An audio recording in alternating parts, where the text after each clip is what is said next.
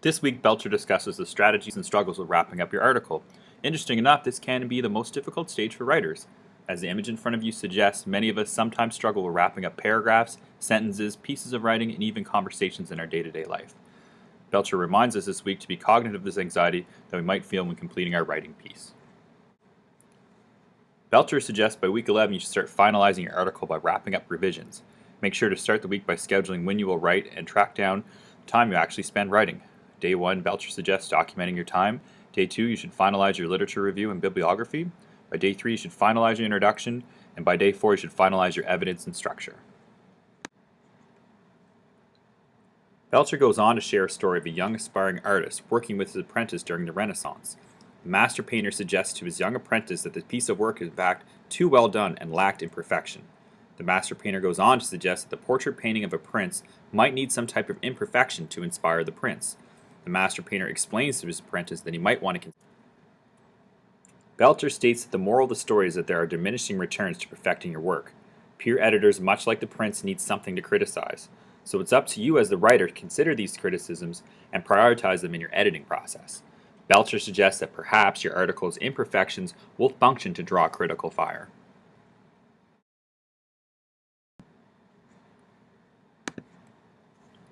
Bachner, as cited in Belcher, discusses the sadness a writer can experience when finishing their work. It's normal for writers to slow down the process to prevent closure. Writers often begin to realize that there's a huge gap between what they imagined their article would be and the finished product. Bachner and Belcher both suggest we must become comfortable with sending out our imperfection into the world. Bachner suggests that this week should be devoted to macro revisions. If this takes longer than 1 week, that's okay according to Belcher, especially if you're waiting on feedback from a colleague. It's important not to lose sight of the big picture. Ensure your macro revisions are necessary and connect to your thesis statement. On day 1, you should be finalizing your argument.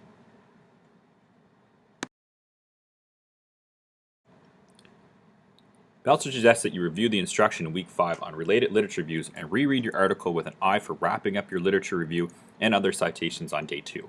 Is your bibliography clean, and have you cited what you need to cite? By day 3, you should finalize your introduction. Belcher suggests reviewing the instructions in week 8 on openings and reread your article with an eye for completing your introduction.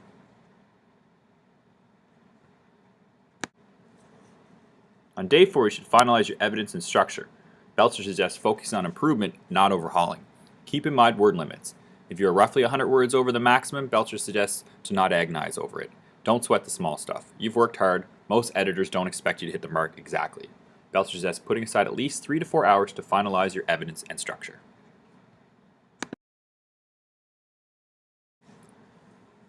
By day 5, you should be finalizing your conclusion. Belcher suggests reviewing the instructions in week 8 on conclusions and reread your article with an eye for completing your conclusion. Belcher suggests that the best conclusions are short and clear ones. Be specific and avoid ambiguous terms and paragraphs. Belcher offers a graphic organizer on page 270 to help you plot your allotment of time for this week.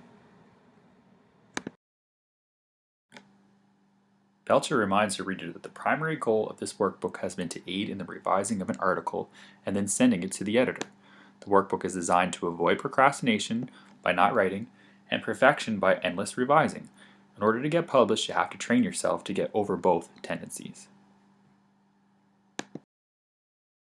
Cover letter that uses letterhead, names the editor, addresses a letter to a specific person, and provides the title of your article.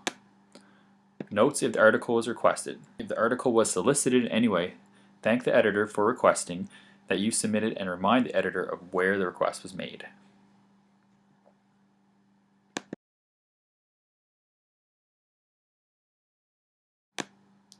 Include the abstract. Describe the article's contents. State the significance of the field. Describe the appeal of your article. If possible, declare why you think the particular journal's subscribers might be interested in reading the article. Mention the journal. State your reason for wanting your article to appear in this particular journal. Other things that Belcher suggests.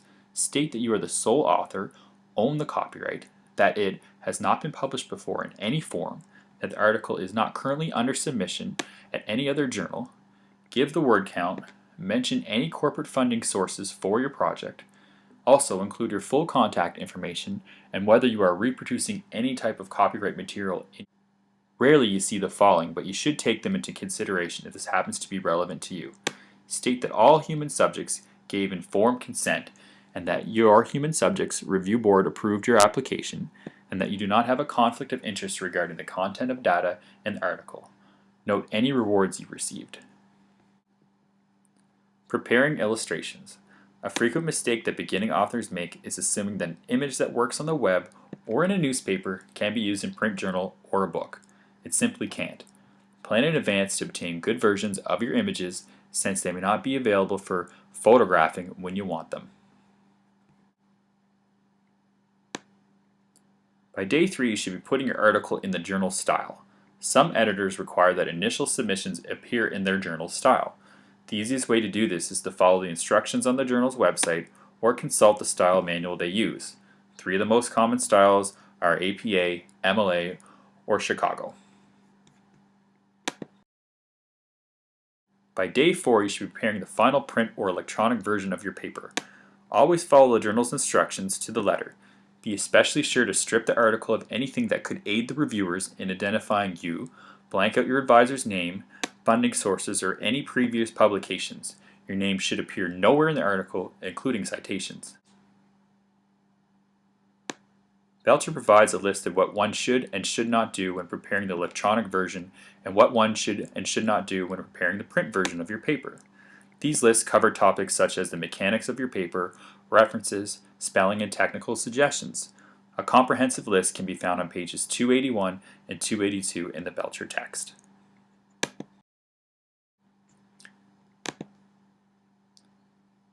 By day 5, you should be sending and celebrating. Submit that electronic document online, or seal that envelope, walk to the nearest post office, and drop it in the mailbox. Then go celebrate.